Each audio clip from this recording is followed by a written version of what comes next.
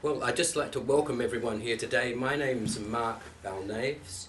I'm Professor of Media at Curtin University and currently doing a history of media in West Australia with Professor Tom O'Regan at University of Queensland. And today we're going to interview some of the important people who helped set up TVW 7 and to get their story.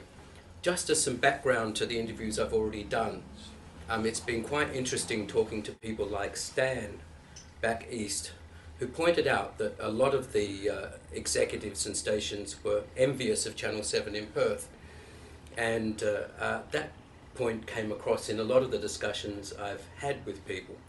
So Max Bostock's point about a television station being a team is a very important one, because there's a range of people, as Stan says, that are involved, that have a range of different roles, and those can make a difference politically, and how people relate to each other. There's also, of course, over the history of TVW7, a number of issues that emerge. When I've been reading through James Carruthers' archives, there's incidents with Lloyd Lawson controversy.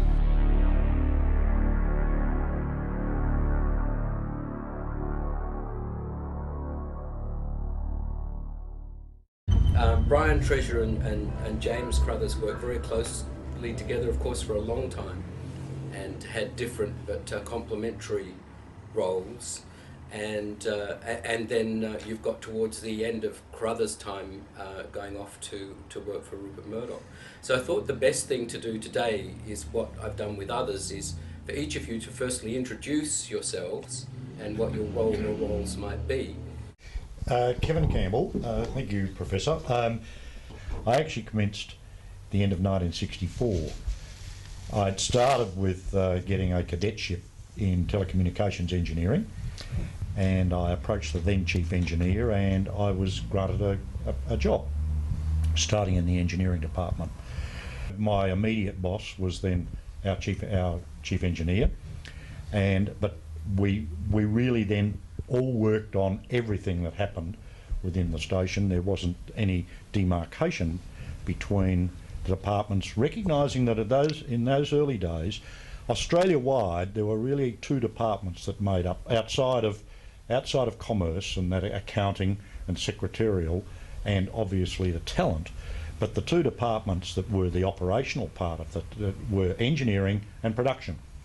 And that was how television really commenced, because that's how it started in the United States and in England, prior to really Australia going with television in 1956 on the East Coast and 1959 here in WA.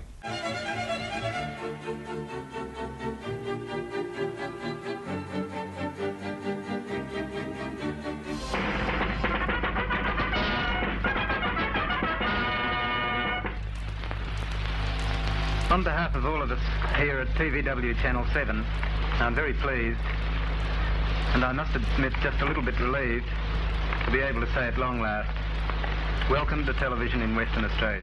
And after sort of some time, and I was very fortunate working in engineering and working shift work, and recognising those days, we used to go off air at about 10:30 at night.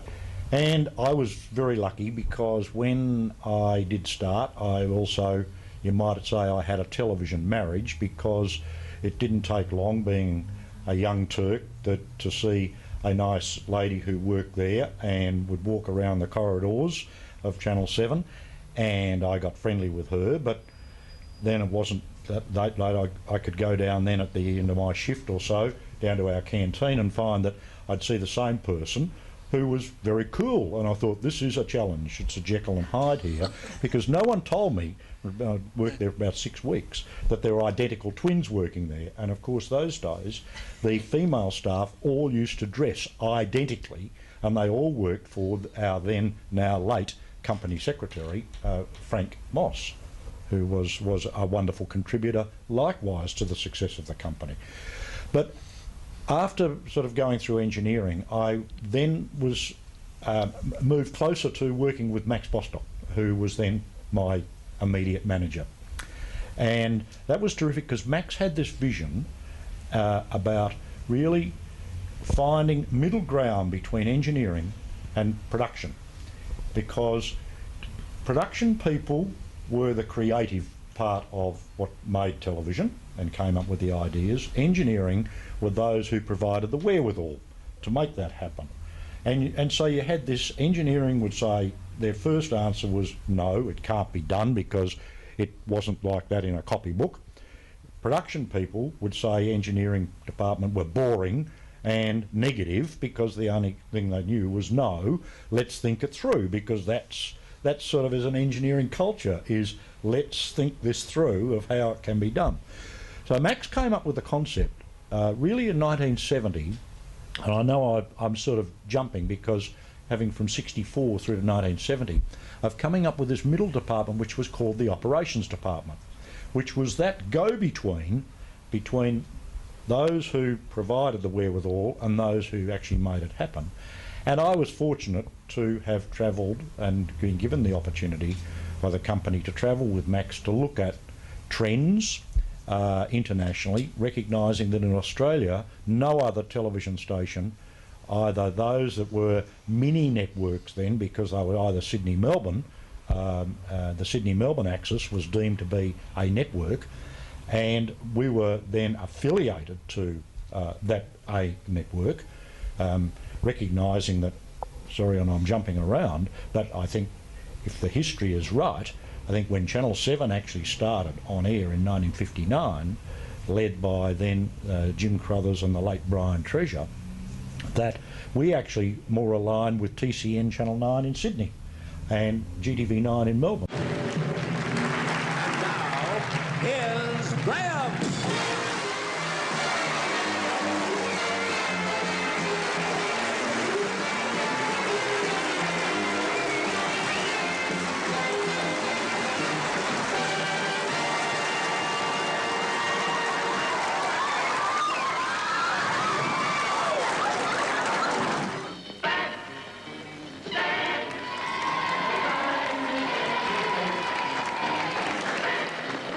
Thank you.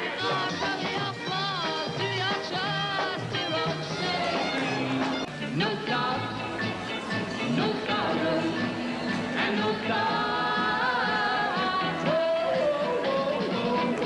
Surf City, here we go.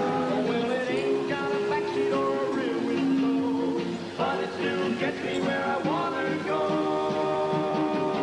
Yes, love comes much too easy, and how it hurts when true love dies.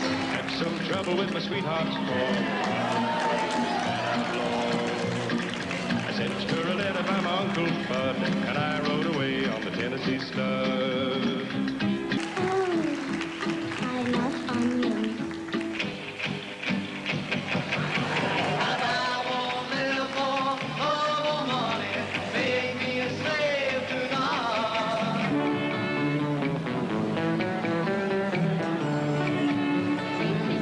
I've been everywhere, been to Tullamore, Seymour, Lismore, Lullaby, Nambour, Woodstock, Fillmore, Lullaby, Birdsville, Emmaville, Wallabill, Connemara, Conemax, Blackburn, Frostman, Alladala, Darwin, Gingin, Lilliquin, Macdilla, Wallabill, Burgville, Cumberland, Ramacilla.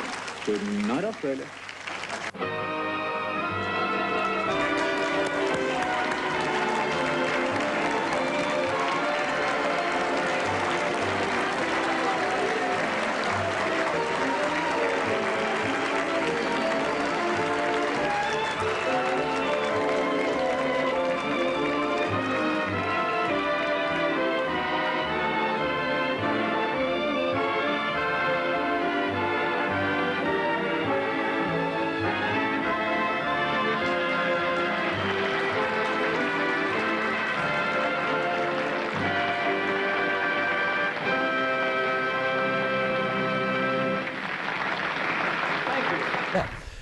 So in 1970 we then formed this operations department, which was, I guess, a pioneering new territory, and it worked out successful. It worked out successfully for the industry, that all other television stations in Australia adopted it. Channel 7 Perth were a leader yet again, and I was a fortunate recipient of being a part of that change, and therefore it helped with a stepping stone, I guess, to ultimately end up with something that I always aspired to do, and that was to be a manager within the industry and work with a wonderful team of people. So I then, you might say, had a career that spanned from 1964 through to 1999 when I retired, and in that time I spent time in Adelaide because I was given a commissioning to then run SAS Channel 10, which was the licence that TVW 7 actually bought to shore itself up against any suitor to acquire a second licence, and because Channel 7 Perth, or TVW Enterprises Limited, then had 2 licences, which was the prescription that was established, which was part of the Broadcasting Act at the time, that you could only have 2 television licences. Managers of television stations in those early days, Australia-wide, were either from sales or of an accounting background, finance background. Never really come from direct production like Max was talking about, or in my case from an engineering background. I came back to Channel 7 in Perth, and then because ownership changed, and they say that in the course of one's career you should possibly think about a change of career or change of job every 7 years. But we didn't have to do that too often at Channel 7 because there was so many ownership changes in our industry. And what happened was in 1987 was following the Bell Group ownership, Bell Group principal then being the chairman of that being the late Robert Holmescourt, that then Christopher Skase came into the scene and then acquired Channel 7 Perth and SAS in Adelaide. And that was really because at the time the Bell Group were moving into the West Australian newspapers, and with cross-media ownership rules those days, that Robert Holmescourt had chosen to go the print media way. He pursued the Herald and Weekly Times in Melbourne, which he owned, I think, for about 48 hours, and I can stand corrected there, but only for about 48 hours before it then changed over to Rupert Murdoch's ownership, and the West Australian newspapers here. And so he sold the 2 television stations to Christopher Skase, who had amassed Brisbane, Melbourne and Sydney, and technically Christopher should not have got Perth and Adelaide because it then exceeded the prescription that was then etched in the Broadcasting Services Act.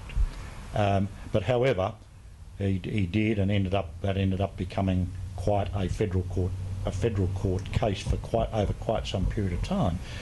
And I was then offered to go to as managing director of the 7 Network. So the long and short is I've had a wonderful career, and thankful to, I guess, my forefathers who gave me that opportunity. Max mentioned about the difference with Channel 7 Perth. My observation was it interacted with the community in many, many respects, other than just being a broadcasting medium, pouring out pictures on and sound on television. It actually interacted in many, many ways that, as I'm sure has come through, will come through to you in the course of interviews today or tomorrow or next week.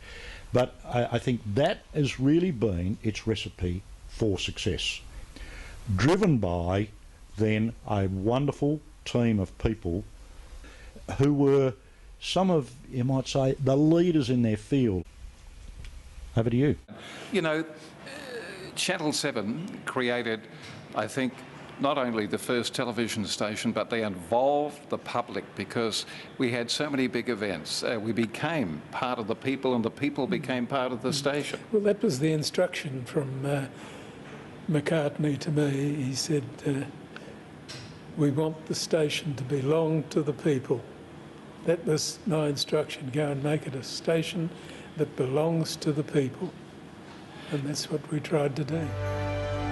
Channel 7 really was a part of people's lives.